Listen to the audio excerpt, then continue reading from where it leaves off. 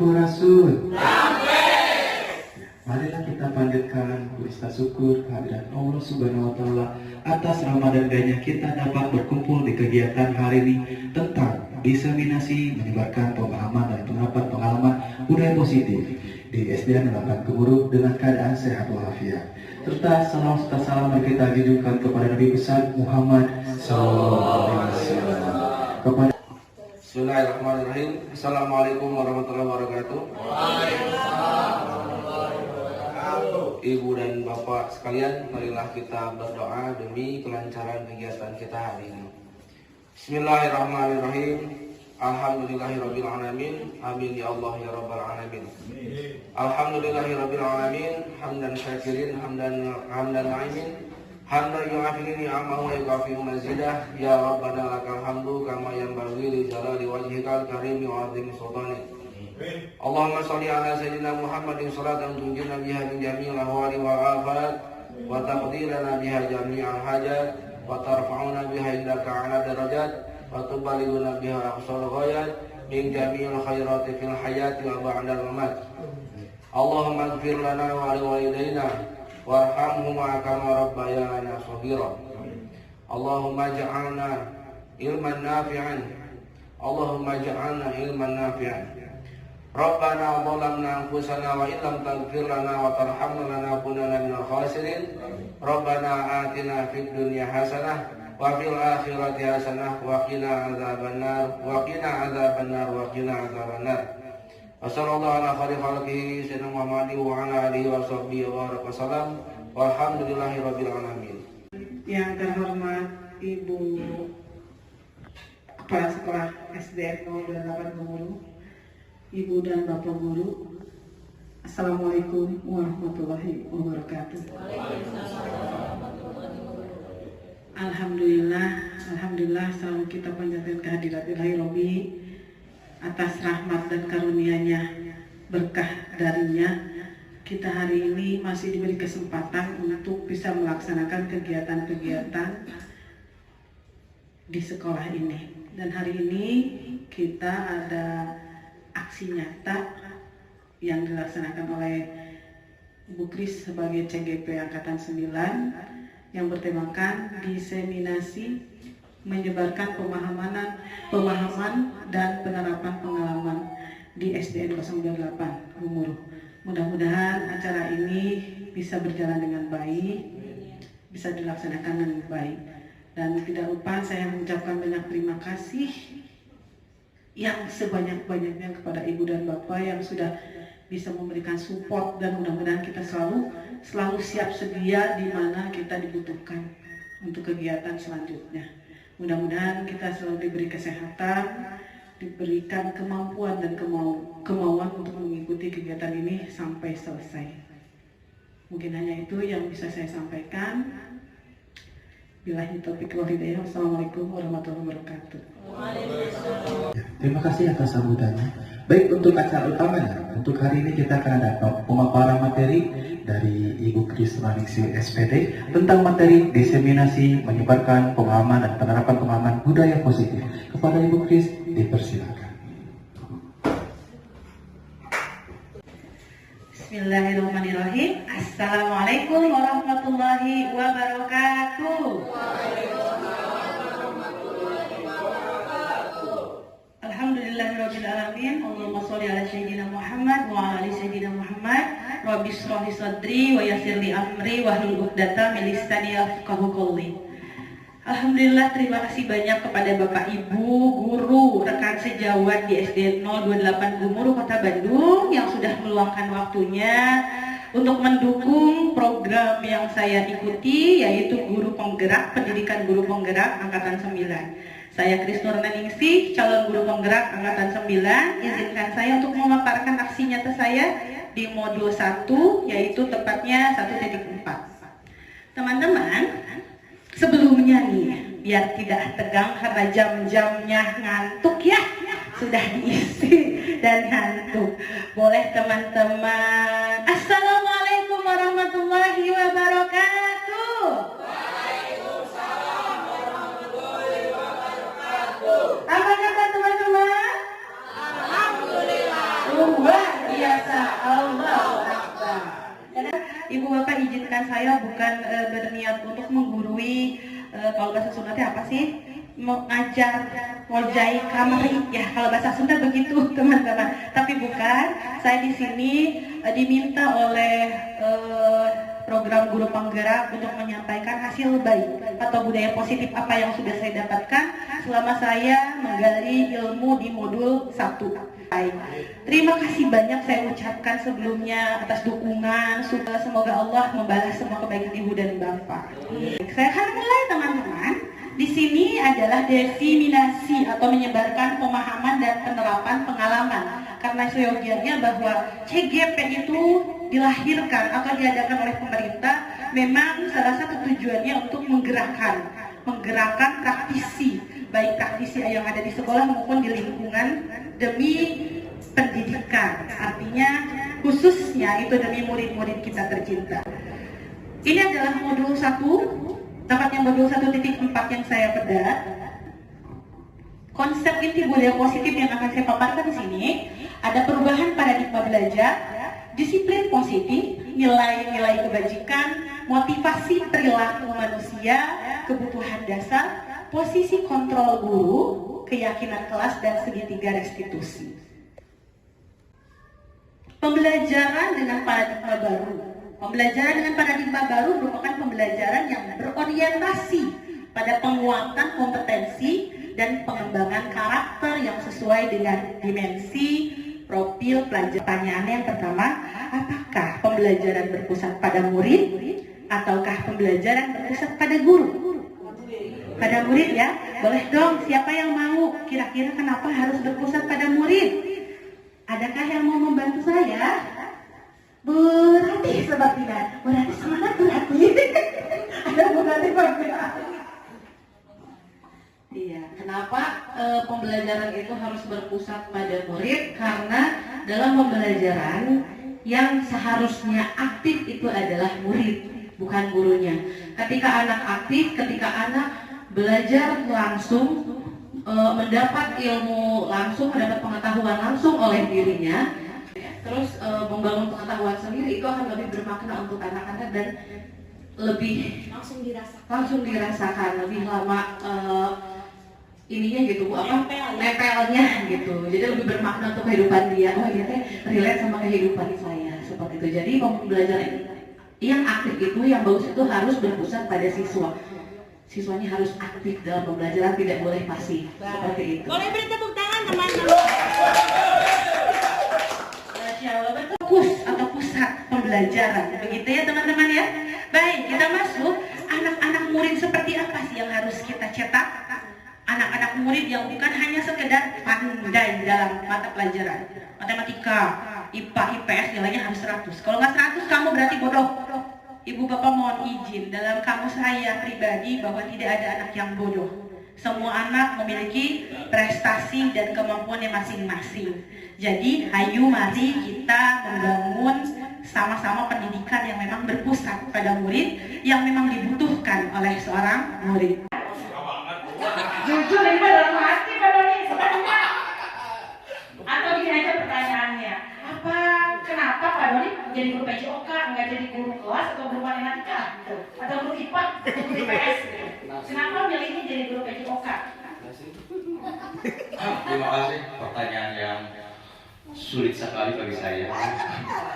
Tapi terus terang jujur saja, dari kecil bahkan nggak tahu dari gen ayah itu senang dengan olahraga, keluarga senang dengan olahraga.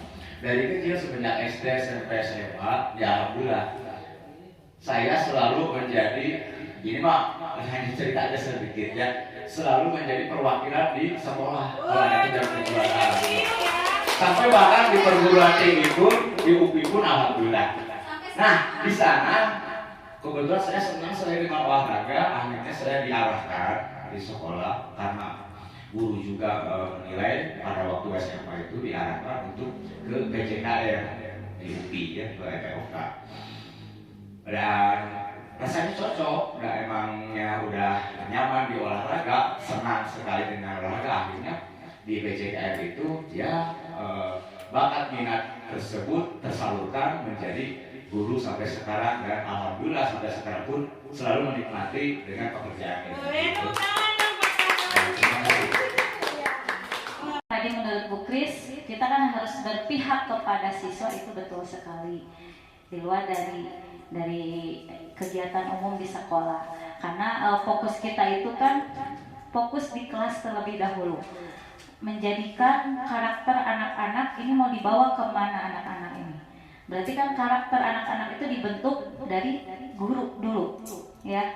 Makanya seperti pembiasaan-pembiasaan seperti bagaimana tadi ada di apa tadi itu profil pelajar Pancasila, salah satunya beriman dan bertakwa kepada Tuhan Yang Maha Esa. Pembiasaan-pembiasaan yang dilakukan di kelas, baik di kelas atau di luar kelas, salah satunya pembiasaan yang hanya sebenarnya sepele tetapi ini berdampak untuk keseluruhan. Pembiasaan seperti kita harus membiasakan kepada anak bertemu dengan guru, baik dengan guru kelas atau guru selain guru kelas kalian, harus mengucapkan salam. Lebih bagus dengan adanya suntangan. Nah itu. Nah itulah insya Allah dengan profesi saya menjadi seorang guru sampai saat ini, insya Allah satu yang menjadi ya acuan saya ke situ ya, karena kan kita larinya juga kan ke akhirat nanti ya. Mudah-mudahan ini menjadi sebuah bekal. Amin Ya. ya Allah ya Rabbal Alamin. Ya terima kasih betul-betul tepuk tangan teman-teman. Masya Allah ya, ya itu sih harapannya seorang guru itu adalah banyak sebetulnya bekalnya, insya Allah ya.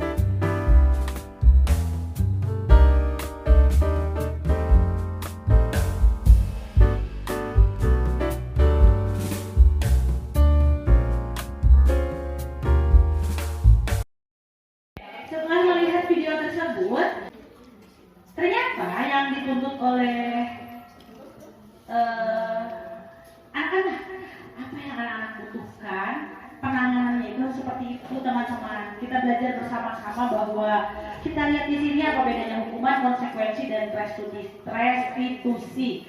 Kegiatan yang saya lakukan itu adalah segitiga restitusi. Jadi penanganan kasus-kasus yang dihadapi itu menggunakan metode dengan segitiga restitusi. Oke, teman-teman, ada identitas gagal.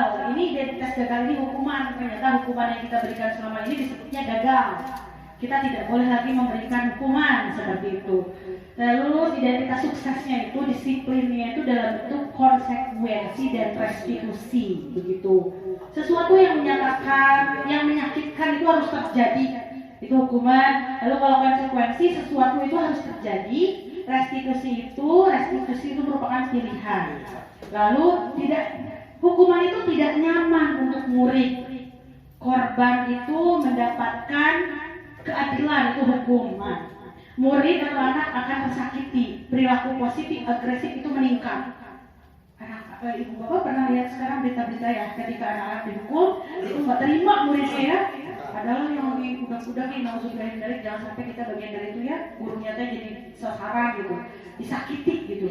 Itulah bentuk kenapa disebut gagal, karena itu nggak baik, nggak suka, murid itu nggak suka seperti itu.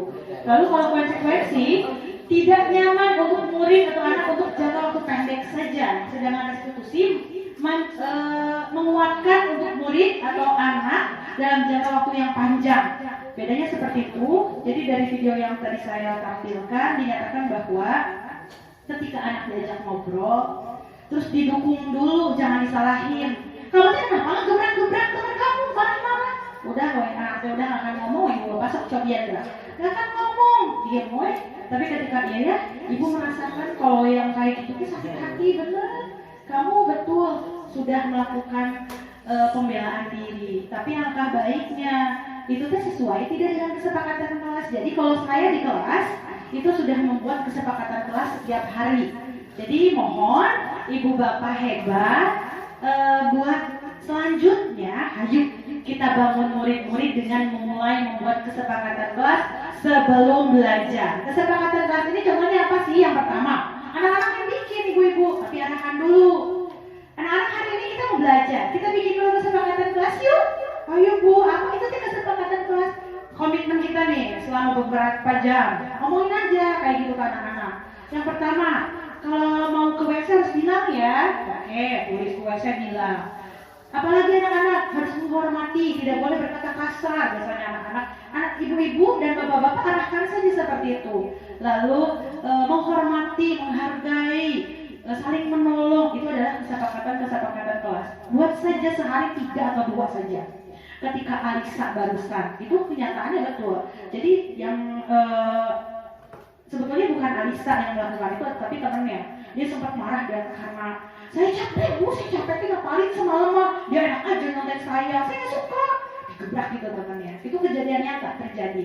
Jadi apa yang harus saya lakukan, dan alhamdulillah ketika saya melakukan restitusi ini, segitiga restitusi ini pada orang tersebut, akhirnya dia terbuka. Dan yang nyonteknya juga saya buat, kalau kata Pak Karim tadi sih pengadilan gitu ya.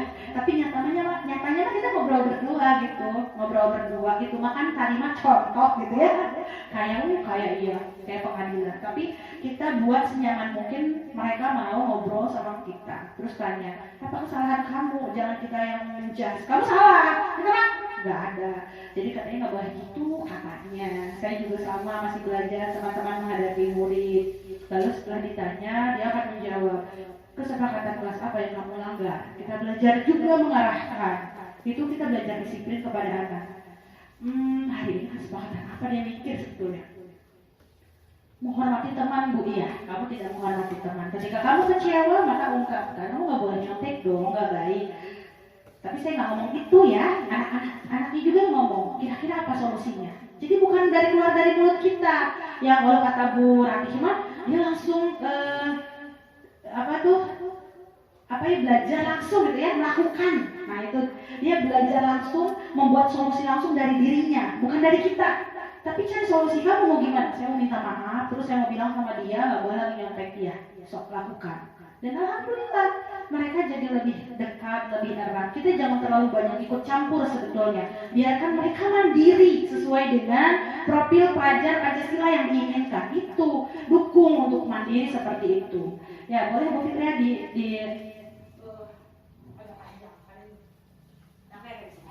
Ini adalah kebutuhan dasar manusia, teman-teman. Teman-teman, saya manusia, teman-teman manusia. Apakah kita sepakat bahwa kebutuhan kita itu untuk bertahan hidup, betul?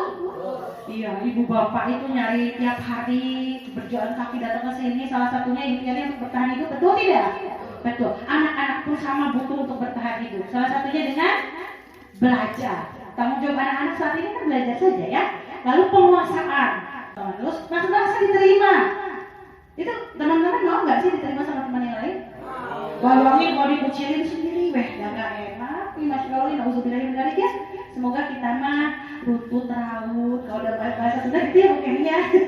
Namanya pun tetap Sunda. Jadi semoga kita uyunan. Semoga kita menjadi orang-orang yang selalu diterima dimanapun kita berada. Tapi jangan lupa, di mana bumi dipijak, di situ langit dijunjung. Jangan sampai kita sok-sokan gitu. Kalau di mana di wilayah tempat baru, bolehlah diam dulu, ya adaptasi diam dulu, lihat situasi lingkungan. Oh karakter ibu ini mah begini, ibu ini mah gini, anak-anak mah kayak gini, anak-anak mah kayak gini. Oh saya harus bagaimana begitu. Lalu kesenangan, teman-teman butuh kesenangan dong. Yang jering-jering itu digaul-gaulkan, healing, betul tidak? Iya betul, butuh. Anak pun butuh, teman-teman. Di kelas mereka tuh capek kalau ngerjain soal terus. Itu gini. Lalu kebebasan, mereka butuh kebebasan. Baiklah, boleh lanjut. Posisi kontra restitusi. Restitusi itu sebuah pendekatan untuk menciptakan disiplin positif yang seperti saya lakukan kepada anak-anak yang ada di video tersebut.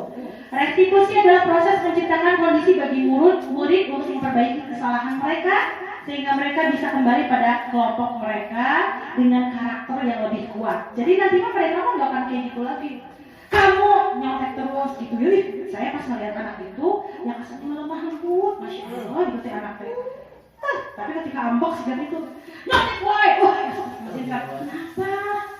Saya iya.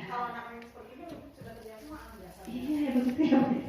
Tapi luar biasa saya ketika dia bisa menyelesaikan masalahnya sendiri, kita dampingi dengan video yang seperti saya saya lakukan itu, kegiatan yang saya lakukan itu, ternyata dia lebih memunculkan solusi bagi dia untuk menghadapi orang-orang yang seperti itu. Begitu teman-teman.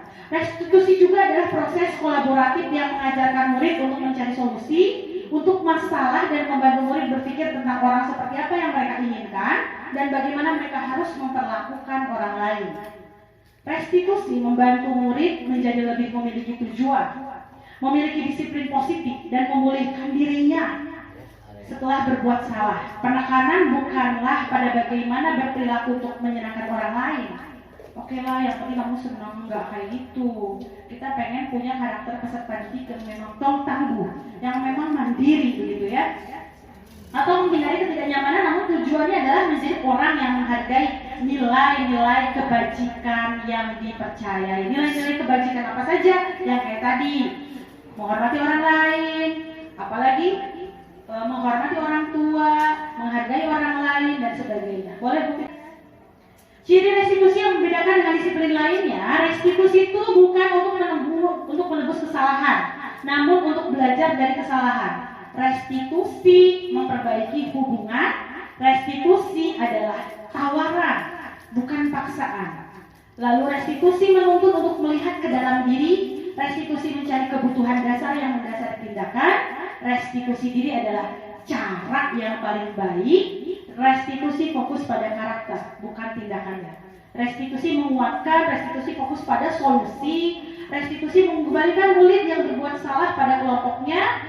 Ini disarikan dari buku It's All About We dari Diana Gosler tahun 2008. Boleh. Restitusi itu ada 5 posisi kontrol. Yang satu penghukum, yang kedua membuat rasa bersalah, yang ketiga menjadi teman, lalu pemantau dan manajer. Ini tugas kita sebenarnya teman-teman sebetulnya sudah dilakukan, cuman kata-katanya baru muncul sekarang. Kalau saya rasakan seperti itu. Penghukum itu begini, kayak tadi Alisa, apa yang kamu lakukan?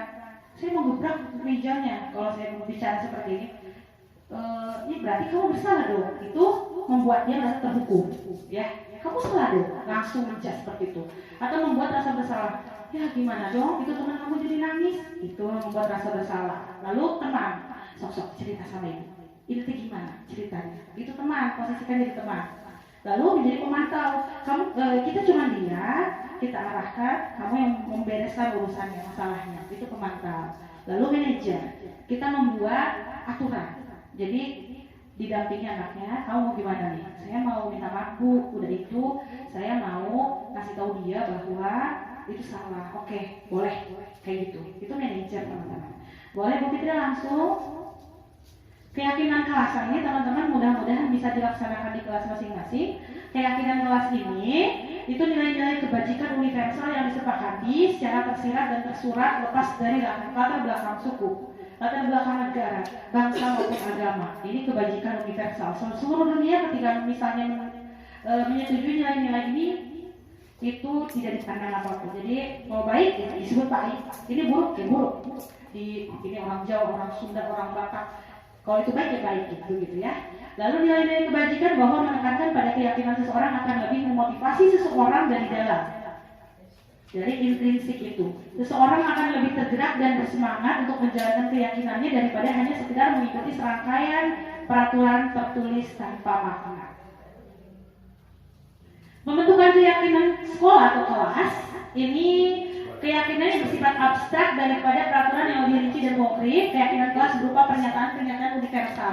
Ibu-ibu, bapak-bapak, jadi apa yang diinginkan oleh CGP ini, khususnya saya, itu selalu membuat keyakinan kelas di awal pembelajaran untuk memunculkan motivasi intrinsik pada siswa. Boleh Fitri ya langsung? Nilai kebajikan universal barusan sudah dibahas, boleh.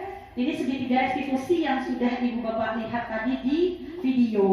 Boleh lanjut dan terima kasih banyak. Terima kasih banyak ibu bapak yang sudah hadir di acara ini. Semoga lelahnya menjadi hilang.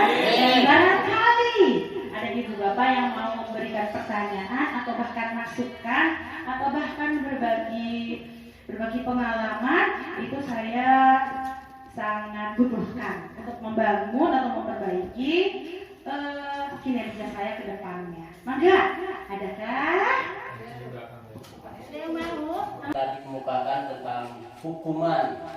Kalau di olahraga, bisakah menanamkan demikian?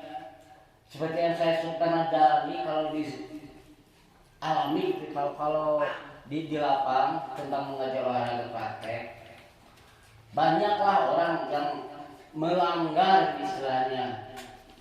Disuruh belajar misalnya baris, malah kemana wae gitu. Apakah perlukah di dalam pelajaran olahraga atau di guru PJOK memberikan hukuman apa yang pantasnya gitu? Terima kasih. Iya, tepuk tangan buat bahkan saya juga sama sedang belajar, jadi teman-teman ketika jawaban saya tidak tepat boleh diperbaiki ya teman-teman ya. Bapak mohon izin, olahraga adalah satu mata pelajaran yang ditunggu-tunggu sama anak-anak, betul ya? Tapi di olahraga banyak kedisiplinan yang dilanggar. Dan kita harus banyak sabar ya. Bapak begini, restitusi ini yang saya pahami setelah saya membaca dan melakukan kolaborasi dengan para CGP lainnya, bisa dilakukan dimanapun, bukan hanya di kelas, di lapang, bahkan di rumah, bahkan dengan teman sejawat. Bapak boleh melakukan restitusi ini, bahwa anak itu tetap masuk hiperaktif atau bahkan terlalu senang dengan olahraga, betul ya Pak ya? Mungkin seperti itu. Wallahu alam, adakah yang mau membantu jawaban lain? Atau sudah cukup rasanya?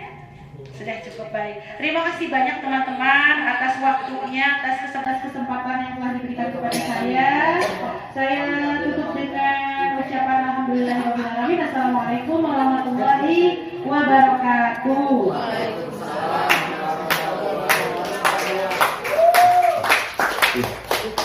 Beri tepuk tangan yang meriah untuk Ibu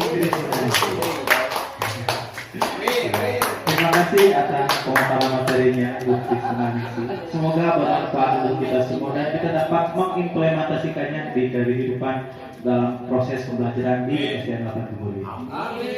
Sebelum menutup acara, kita baca hamdalah bersama-sama. Sekian dan terima kasih. Mohon maaf bila ada kesalahan kata secara sengaja atau tidak sengaja, karena kesempurnaan adalah milik Allah Subhanahu wa Ta'ala. Sekian terima kasih. Wassalamualaikum warahmatullahi wabarakatuh.